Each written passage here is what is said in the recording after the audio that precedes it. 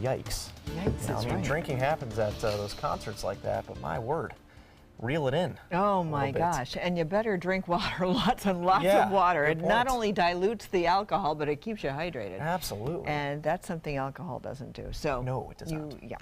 Anyway, we had plenty of rain today. We were hydrated most of the day. We're very hydrated. Yes, I know, over we here on really the were. Suncoast. I have to say, and the showers started early this morning. We saw lots of lightning also. So these thunderstorms that came on shore really did produce, in spots, some very heavy rains. And because of all the cloud cover, we only got up to a high of 87 degrees today. 75 was the overnight low. Normally we're at 90 and 75.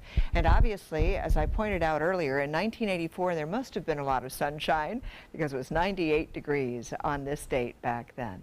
Right now we're looking at 79 degrees, and most of the rains have pretty much diminished at this point. 76 dew point, 90 degrees right now, or 90% humidity, and we're looking at those winds fairly calm, but they're coming in out of the east-southeast, and we've got plenty of moisture around. So these are some of the rainfall amounts that we've seen in the past 24-hour period, and you can see what I'm talking about. We have pockets of heavy rain, 1 to 2 to almost 3 inches of rainfall, and that was taking place down here well to the south over Sarasota County, and then as you can see, you move eastward, and we're still looking at some very heavy pockets of rainfall. And otherwise, we saw lesser amounts of rain, but just about everybody got some kind of a soaking at some point throughout the day. And now we're left with partly cloudy to mostly cloudy skies.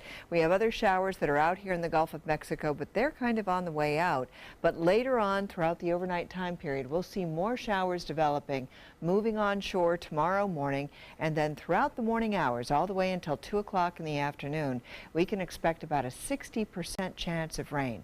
That will be in our forecast. So that's what's going to be taking place. If you have plans for tomorrow, put them off until the latter part of the day, because a little bit better chances that you won't have to go to plan B if you do have outdoor plans. As you can see, for the overnight time period, we're not looking at a whole lot of rainfall, but beginning at 3, 4 o'clock in the morning, we're now upping those chances to a 30% chance, and by 9 o'clock we're up to a 60% chance of rain and thunderstorms, those isolated thunderstorms coming on in. So you can see already on our maps here, we're going to be seeing those showers coming on in from the Gulf, moving their way eastward just as they did today. We'll see the same setup for tomorrow with a 60% chance in our forecast. So as far as the tropics are concerned, they're nice and quiet.